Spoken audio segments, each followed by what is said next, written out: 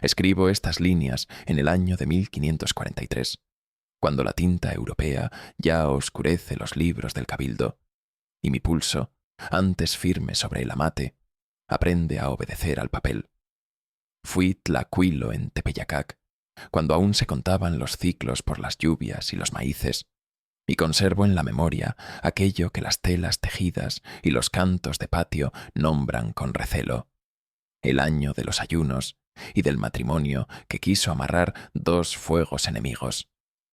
Doy fe de lo que vi y de lo que me fue dicho por los viejos que entonces presidían el petlatl de nuestro consejo.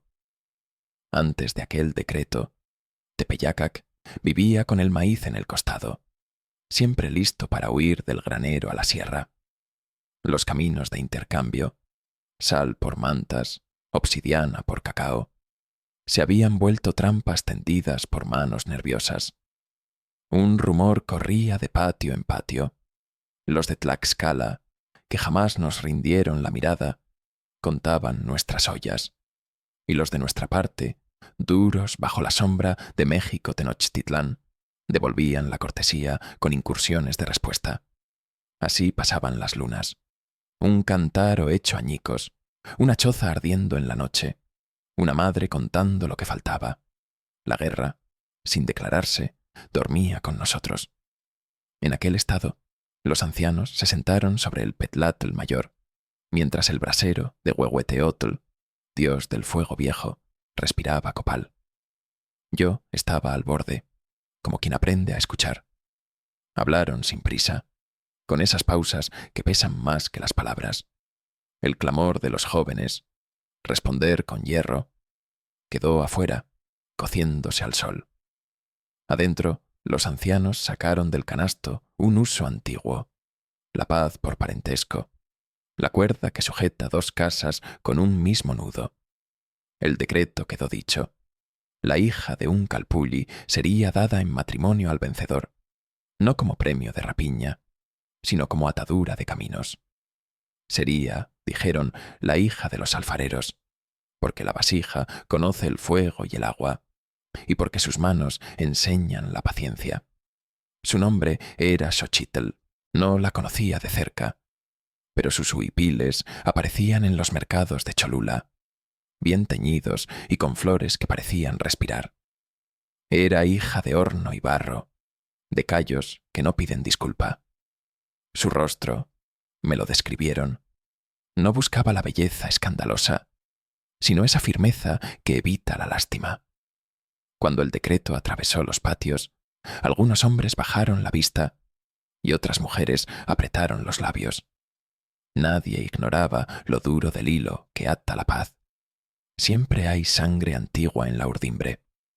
Entonces ocurrió lo que no estaba en el guión de los viejos. Antes de que se midieran fuerzas, un hombre cruzó la plaza con el paso del que ya decidió. Era de Tlaxcala, y su nombre, aprendí a escribirlo después, era Ixtencatl, de Tizatlán. No venía con séquito, ni con tambores, ni con plumas altas. Llevaba el cabello atado, el escudo bajo y un manto que no se esforzaba en impresionar. Yo lo vi detenerse a distancia prudente del consejo y pedir con voz que no necesitó gritar que se le oyera: no buscaré adornar sus palabras, no es mi oficio. Lo que recuerdo es el peso de su intención. Había perdonado, en una correría de luna nueva, la vida de un hogar de alfareros. Ahora pedía que el matrimonio no fuera botín de vencedor, sino pacto propuesto por quien ya había inclinado su mano. Lo que cambió el aire de la sala no fue la petición, cuya rareza ya era suficiente, sino la condición que él mismo impuso. Que se me pruebe, pidió. Que lo examinasen no en el rincón privado donde las promesas se vuelven blandas, sino en plaza abierta y en tierra que ninguno pudiera llamar suya. Propuso 4 días de ayuno y BDIE, con guardia junto al brasero de Huehueteotl. Ofreció su propia sangre por la espina del maguey como penor de sinceridad. Se comprometió a entregar obsidiana y escudo ante los ojos de ambas partes. símbolo de que ninguna mano suya se alzaría en rapiña, y jurar sobre el Petlatl, sentado junto a Xochitl, con las rodillas tocando el tejido, para que los nudos del junco escucharan la promesa. Los ancianos se miraron como se miden los ríos. La sorpresa no brilló. Pesó. Un extranjero proponiendo su propio examen. Una ceremonia sin prisa de triunfo. Una renuncia pública a los colmillos. No faltó quien intuyera trampa. Una escena para ganar buena voluntad. Un teatro de feria en horas graves. Pero Cholula, dijeron, vería la verdad. Ningún lugar mejor para que el copal suba sin sospecha que el pie de la montaña hecha por manos de hombres, la gran pirámide que enseñó a los pueblos a hablar sin matarse. La decisión tomó la forma de un sí con condiciones. El consejo anunció que la ceremonia sería en Cholula, 4 amaneceres después, con representantes de las 4 casas de Tlaxcala, Tizatlán, Ocotelulco, Quiahuiztlán y Tepeticpac, y con nuestros calpuyeques sentados en fila plena. Se pidió que los jóvenes guardaran las lanzas, que las viejas prepararan tortillas de maíz blanco y cacao para el intercambio de caminos, que los corredores avisaran a quienes debían mirar. No había triunfo que celebrar, sino un tejido que intentar. Aquella tarde, Tepeyacac olió a preparación. Las mujeres del Calpulli de alfareros apilaron vasijas que viajarían a Cholula como ofrenda de manos abiertas. Los hombres revisaron petates y pusieron los braseros a hablar de copal. Yo fui enviado a escribir las listas, nombres de quienes irían, mantas que cargar, semillas que contar. En el borde del cesto se añadió una cuerda de ixtle, no muy gruesa, para lo visible. El amarre del manto de él con el huipil de ella, a la vista de todos, no como boda cumplida, sino como señal de camino trazado. De Xochitl sé que no lloró en público. Algunas primas dijeron que eligió el huipil con flores oscuras, no por duelo, sino por firmeza, que se peinó sin prisas, con peinetas chicas, que revisó con su madre la pureza de las resinas para el brasero.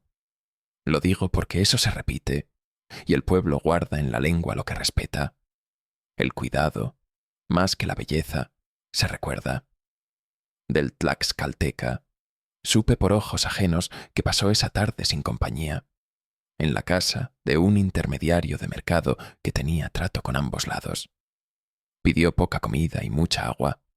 Se sentó cerca del fuego con la espalda no contra la pared, sino abierta al patio. Costumbre de los que no temen, o quizá de los que no duermen. El primer amanecer de los 4 pidió silencio. Yo vi cómo encendieron el brasero de Huehueteotl, no en el patio grande, sino en el pequeño, donde el humo se recoge como oración. Desde allí, el ayuno empezó, no de hambre total, sino de brevedades. Agua, tortillas delgadas, cacao sin miel. El tlaxcalteca se turnó con 2 ancianos para mantener la brasa despierta. No habló, no buscó ojos, no contó hazañas. El segundo día, una anciana trajo cempoalxochitl recién cortado y lo deshojó en la puerta, para que lo que entrara fuera olor de vida. El tercero, un tamborcillo marcó las horas altas, y un joven inquieto, demasiado, preguntó con voz ácida a qué llama uno renuncia, cuando aún porta el cuerpo entero. Fue callado por una mirada. Hay preguntas que ofenden al momento, aunque luego el tiempo las haga sabias. El cuarto amanecer amaneció bajo un sol limpio. En fila, con mantas que hacían sombra, salió la comitiva de Tepeyacac rumbo a Cholula. Las espaldas se cargaron de vasijas, los pechos de expectativas. Yo caminaba con los escribientes que contarían, con granos de maíz, los pasos formales de la ceremonia. Cada grano, un gesto, cada gesto, un renglón. Al llegar a la gran explanada, el humo del copal ya se elevaba en espirales claras. Los de Tlaxcala habían llegado antes, cortando el frío con resinas semejantes. A un lado, los representantes de las 4 casas. Al otro, nuestros Calpuyeque. En medio, el Petlatl aún vacío, como boca de pozo. El Tlaxcalteca no se adornó entonces. Depositó sobre una manta su obsidiana y su escudo, no con teatralidad, sino con esa deliberación que no necesita espectadores. El maestro del rito, un viejo de voz seca, marcó con la punta de un maguey la mano del guerrero. No hubo morbo ni exageración, solo la gota necesaria para que el tejido de la ceremonia reconociera un compromiso. Los ancianos de ambos lados asintieron, como se asiente cuando el aliento por fin haya ritmo. Faltaba el nudo visible, la atadura del manto de él con el huipil de ella, y la sentada en el petlatl para que los juncos escucharan.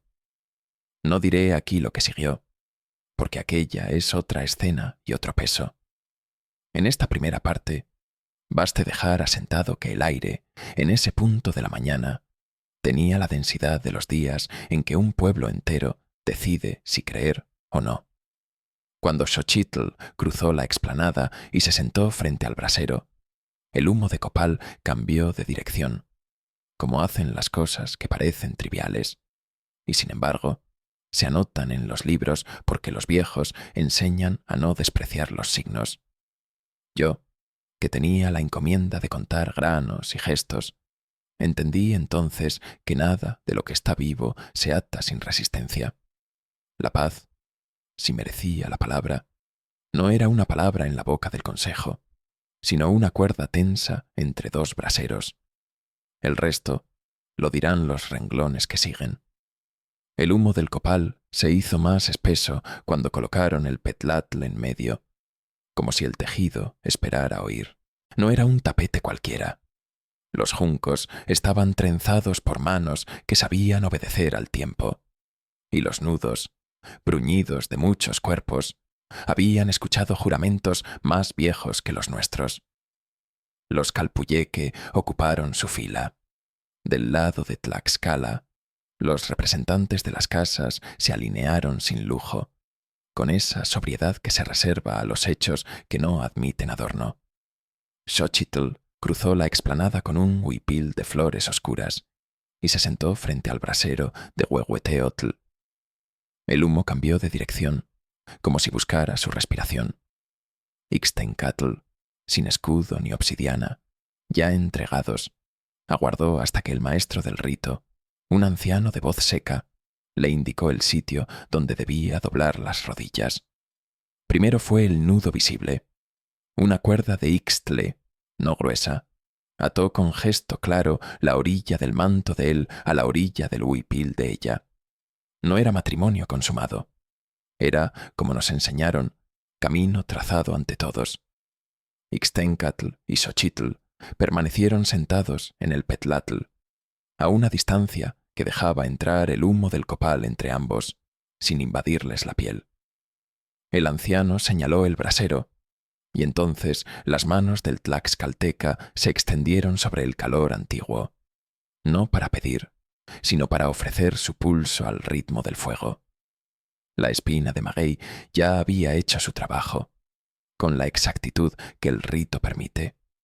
No se buscó el dolor como espectáculo, sino la gota suficiente para que el compromiso se hiciera audible en la lengua de los juncos. Después vino el intercambio de caminos. Un plato de cacao molido y tortillas delgadas pasó de un lado al otro. El gesto, pequeño, tenía el peso de las caravanas que volverían a moverse si aquel día no fracasaba. Los escribientes, entre ellos yo, contamos los pases como se cuentan los granos en un cesto. Cada uno tenía que quedar anotado, no por superstición, sino porque la memoria de un pueblo se protege con precisión. Fue al tercer pase cuando la explanada cambió de respiración. El rumor nació detrás de los puestos de alfareros. Un joven, demasiado nuevo para haber aprendido el arte de los silencios, corrió diciendo que había visto obsidiana oculta entre mantas de comercio tlaxcaltecas. Otro le respondió que la obsidiana había sido entregada ante nuestros ojos, El ruido se juntó con el viento. Un grito, luego dos. Un brazalete de cobre cayó al suelo con sonido seco. Hombres que no estaban designados para hablar dieron un paso adelante. El maestro del rito golpeó el aire con la palmada que ordena, pero el aire no obedeció. No sé quién lanzó la primera piedra. Sí sé que el primer cuerpo en interponerse entre el desorden y el petlatl fue el de Ixtencatl. No tomó arma, porque no la tenía. Tomó, en cambio, el petate por su esquina y lo alzó como quien coloca un muro donde antes solo había piso. No buscó esconderse detrás. Se colocó delante de Xochitl, el manto atado a una luipil, el humo del copal subiéndole a los ojos. De su lado, dos jóvenes se movieron como para acudir. Él alzó la mano y la detuvo en el aire, con un gesto que no pedía, sino ordenaba. Hubo un segundo de silencio obstinado, el que precede a la necedad o a la cordura. La verdad llegó no por revelación, sino por evidencia. Uno de los comerciantes de paso, no tlaxcalteca pleno, no nuestro del todo, resbaló al huir y dejó ver, bajo la manta, el brillo oscuro de una hoja trabajada. No era arma armada para guerra, pero sí filo suficiente para arruinar una ceremonia. Los ojos de muchos, heridos de sospecha desde meses atrás, hallaron en aquel fulgor lo que querían creer. Me pareció ver cómo un viejo de Ocotelulco apretaba la mandíbula. Un muchacho de nuestro lado ya se agachaba a tomar una piedra, con la ceguera caliente de los que creen salvar su casa incendiándola. Entonces Ixtencatl hizo lo que, a mi juicio de escribiente, separó los hechos de las palabras. Avanzó hacia el hombre de las mantas sin romper el nudo del Ixtele. No corrió. Caminó con esa lentitud que expone la espalda a la traición. Levantó la manta, tomó la obsidiana con la punta de los dedos, como quien toca un jarabe de pulque para medir su espesor, y la alzó a la altura de los ojos de todos. No la arrojó al suelo, no la escondió, no la defendió como parte suya.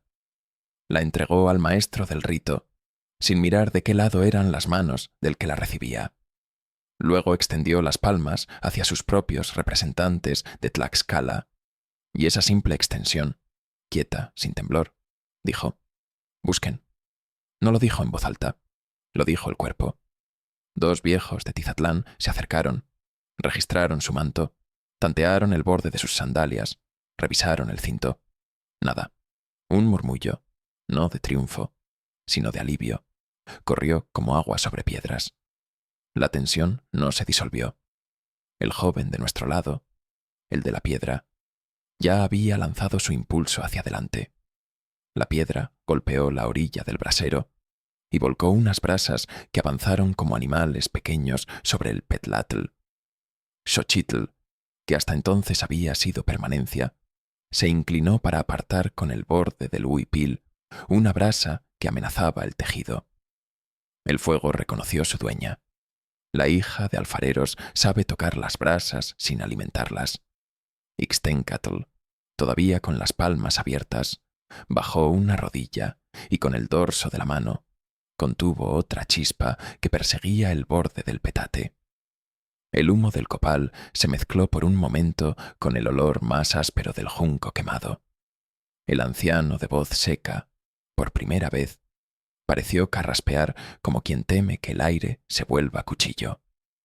Fue entonces cuando los Calpuyeque y los representantes de Tlaxcala actuaron como hombres de oficio, no de impulso.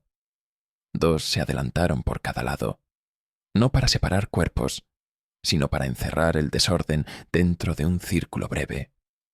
Quien llevaba el brazalete de cobre fue alcanzado, y su manta, la de la hoja, quedó desplegada en el suelo, con la obsidiana ya fuera de su cuidado. No diré que hubo justicia perfecta. No la hay en días así.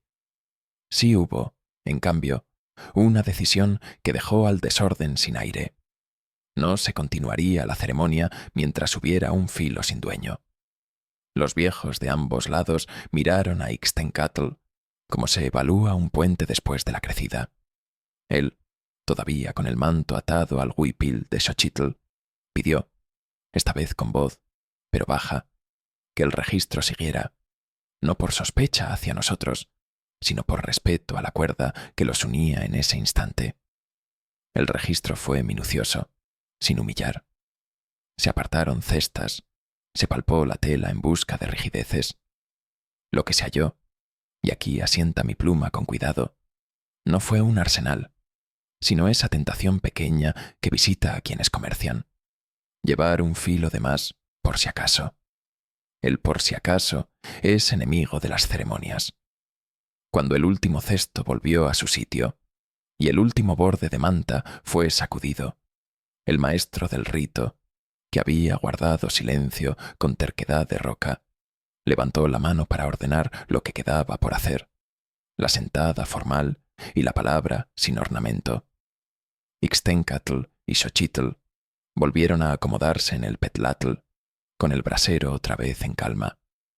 El tlaxcalteca puso su mano izquierda, la de la gota seca, sobre el junco. La derecha, abierta, quedó sobre el muslo, lejos de cualquier gesto que pudiera confundirse con puño. No repetiré aquí las fórmulas. No sería correcto. Diré solo que la promesa fue simple. Caminos abiertos, puertas respetadas, manos que no tomarán lo que no les sea dado. No dijo paz, como si fuera un animal domesticado, porque no lo era. Dijo respeto, como quien habla del borde de un río que ninguno puede mover. Para sellar, los viejos dispusieron el último paso, la sombra compartida. Un toldo breve se tendió sobre el petlatl, de modo que por un instante ambos, manto y huipil atados, quedaron bajo una misma sombra. No se trataba de descanso. Era un signo que los antiguos entendían. Quien comparte sombra, comparte peligro. En ese preciso momento, mientras la sombra les cubría, un corredor llegó desde el borde del mercado, con la noticia que faltaba para que los más temerosos volvieran a respirar. En los límites de la explanada, los jóvenes que antes habían adelantado pasos habían sido ya contenidos por sus propios mayores. No habría venganza aquella tarde. La ceremonia podía continuar. Lo que siguió fue breve, y sin embargo prolongado por la atención. El cacao volvió a pasar, las tortillas se repartieron en número justo, y el petlatl escuchó lo suficiente para poder guardar. Yo anoté con granos cada gesto hasta completar el cesto. Los granos sobrantes, 3, los dejé a la orilla, como se hacía en las casas donde se reconocía que la abundancia, incluso pequeña, había visitado el umbral. Cuando el sol inclinó la luz hacia el borde de la gran pirámide, las filas comenzaron a deshacerse sin ruido. No hubo gritos de victoria, ni cantos de boda. Hubo, sí, ese murmullo bajo de los mercados, cuando tras la tormenta vuelven a escucharse los trueques. Xochitl se levantó con cuidado para no tirar del nudo. Ixtencatl esperó a que su pie derecho encontrara terreno firme antes de moverse. Uno y otro devolvieron al maestro del rito la cuerda de Ixtle, para que fuese guardada como se guardan cosas que no deben caer en manos torpes.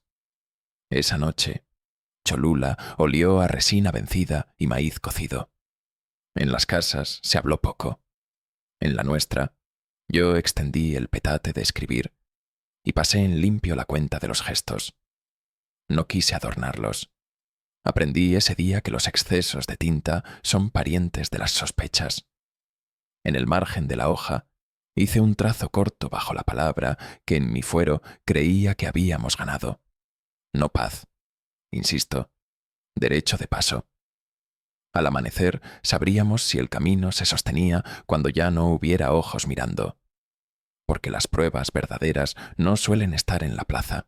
Llegan cuando un corredor cruza la frontera sin escolta, cuando una mujer lleva sal a cambio de mantas y regresa con los dedos enteros, cuando un horno de alfarero puede arder toda la noche sin atraer piedras. Lo que ocurrió en los días siguientes pertenece a otros renglones. Pero la tarde de la ceremonia, el Petlatl no ardió, y los juncos, aunque tiznados, no se quebraron. En los días que siguieron, la plaza se vació de espectadores y la prueba se mudó, como hacen las pruebas verdaderas, a los lugares sin tambores. El primer signo fue pequeño y por eso mismo decisivo. La noche entera, los hornos del Calpul y de alfareros ardieron sin que una sola piedra impactara el barro húmedo. Nadie lo celebró con voz alta.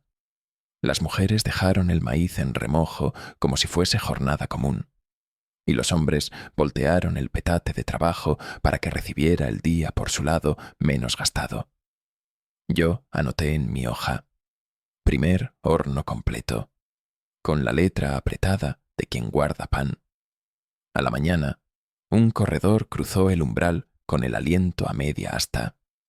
Traía noticia del Tianquistli de Cholula. Algunos jóvenes de paso, que no eran del todo nuestros ni del todo tlaxcaltecas, se habían juntado como se junta la maleza en temporada de abandono. Los llamaban por apodo de caza, coyotes, porque entraban en los linderos a horas de penumbra y dejaban menos rastro que voluntad. Su presa favorita no eran las armas ni el maíz, sino las cosas que ahorran trabajo: cuerdas, ollas, cuchillos. El por si acaso que habíamos visto en la ceremonia tenía familia más grande. Ixtencatl, que no había vuelto a portar escudo, pidió, me consta, ponerse en el borde del camino con los tlamemes que transportarían sal y vasijas. No lo hizo como escolta armado, porque la promesa lo prohibía, sino como sombra visible. Sus manos llevaban una vara de carrizo, más signo que defensa. Su manto, el mismo de la ceremonia, estaba sin adornos. Algunos decían que era cálculo, otros que era simpleza de carácter. Yo, escribiente, solo puse en el margen: manto reconocible. El camino hacia Cholula tiene un tramo donde el paisaje, entre magueyes y lomas bajas, favorece al que desea desaparecer. Allí, al mediodía corto, los coyotes aparecieron desde la orilla, con mantas enrolladas a la cintura y la agilidad de quien sabe el dibujo del terreno. No traían gritos, traían manos rápidas. El primer tlameme sintió que le tiraban de la carga por la correa. El segundo alcanzó a ver el brillo de una hoja delgada, no trabajada para guerra, sí suficiente para cortar un ixtle. Ixtencatl se adelantó 3 pasos, no más, y levantó la vara de carrizo a la altura del pecho, horizontal. No fue amenaza, fue línea. Los jóvenes dudaron lo que dura un parpadeo. 2 retrocedieron. Uno quiso probar la vara. La tocó con su hoja como si midiera la fibra. La vara no cedió, porque no le tocaba ceder. En ese segundo, los tlamemes dieron un paso lateral, ese que, en los patios, se enseña a los que cargan. Guarda el equilibrio, no la vergüenza. No hubo persecución. Hubo una mirada larga. Ixtencatl dejó que los jóvenes viesen su rostro sin máscara de guerra. Luego señaló con el mentón el cerro breve donde se había tallado un mojón antiguo, piedra baja con hendidura. El gesto decía, sin decir, hasta aquí el deseo, desde aquí el respeto. No lo aprendió de nosotros, lo reconoció. Los coyotes desaparecieron como vino su apodo. En el borde del cuaderno, anoto, primer paso intacto. Las jornadas siguientes tuvieron el mismo hilo. Mercados que volvieron a respirar. Trueques que vieron otra vez el cacao cambiar de manos. Granos contados sin prisas. Pero la paz, si merece el nombre, no es un animal que duerma de día y de noche. En la tercera noche, cuando el Popocatépetl lanzó una exhalación baja que el viento trajo como rumor a nuestros patios, el Calpulli de alfareros encendió un horno más grande de lo usual. Una entrega para Ocotelulco, encargada desde antes del decreto. El fuego grande llama a su contrario. Desde mi petate, escuché el paso de dos sombras en la calle de atrás. Una cojeaba levemente. La otra respiraba por la boca como quien guarda bronca vieja. No llevaban paso de guerra, llevaban paso de resentimiento. En el patio de Xochitl, las mujeres giraban en silencio, con sogas húmedas y ollas preparadas para la cocción. El horno hablaba alto. A la hora en que la resina cede, cayó la primera piedra. No alcanzó el horno. Golpeó la pared y se partió en dos, como las decisiones tibias. La segunda voló más baja y quiso morder la base. No la dejaron. Una cuerda de Ixtle, empapada, la recibió como lengua apagada. Yo llegué cuando aún no había grito. Vi a Ixtencatl plantarse a la distancia exacta en que el cuerpo no protege el horno, pero sí se convierte en medida. No alzó los brazos, porque el fuego reclama aire fijo. Se quedó en esa pose que tienen los que cuentan el pulso para no arruinar la cocción. El resentimiento, que no entiende de tiempos de barro, buscó otro flanco. Un jarro de agua fue derramado cerca del tiro para apagar la intención. Xochitl, sin apartar la vista del rojo, cambió la paleta de lugar y abrió un resquicio para que el vapor no quebrara lo que aún no había nacido. Hubo un forcejeo breve, de ese tipo que no se canta porque no añade honra. Un joven, vi su cabello cortado como los de Quiahuiztlán, empujó a Ixtencatl con el hombro. El tlaxcalteca no devolvió empujón. Hizo lo que hacen los alfareros viejos cuando una pieza se descuadra. Un gesto mínimo de corrección. Mano en el codo ajeno para redirigir, no para derribar. El chico perdió pie y cayó sentado, más sorprendido que herido. El de la respiración áspera dijo algo que no recogí. La pared lo absorbió como absorben las paredes el calor de la tarde. Dos ancianos, uno de cada lado, llegaron por fin con la autoridad que sí corta. Se nombró la falta, tlatlacoli, daño hecho en lugar de cuidado. Se señaló la reparación. Trabajo de tequio en los hornos por 3 ciclos de mercado. Traer leña sin reuso. Cargar agua mientras las piezas duermen. La sentencia no fue humillación, fue oficio. Los muchachos bajaron la cabeza. Yo volví a mi hoja. Tlatlacoli reparado. Para entonces, los viejos comprendieron que lo que había pedido Ixtencatl, la prueba pública, no acababa en la plaza. Era deseo de ser visto en los días comunes. Acordaron, pues, una señal que pudiéramos leer sin ceremonias. La cuerda de Ixtle que ató su manto con el huipil de Xochitl no se guardaría en el baúl del maestro del rito, sino en alto, sobre la entrada del Telpochcalli, donde los jóvenes aprendían disciplina. No era trofeo, era advertencia. Nudos a la vista, promesas delgadas pero fuertes. Al 7º día, los corredores de Tlaxcala pidieron paso por Tepeyacac con sal y noticias. Hablaban de vientos en la costa y de maderos blancos que algunos pescadores creían barcos de forasteros. Eran palabras de rumor que los viejos escucharon como se escucha el murmullo de la lluvia distante. No pusimos en la balanza aquellas naves, porque no las habíamos visto, pero las anotamos como quien traza una sombra en el borde del papel. La tarde de ese 7º día, el consejo de nuestro Calpulli y los representantes de Tlaxcala se sentaron otra vez frente al brasero. No hubo copal sobrante, solo el suficiente. Se tomó entonces la decisión que faltaba. El matrimonio se reconocería ante los libros de ambos lados cuando pasara un ciclo completo de mercados sin tlatlacoli en los caminos. No era negación ni demora por capricho.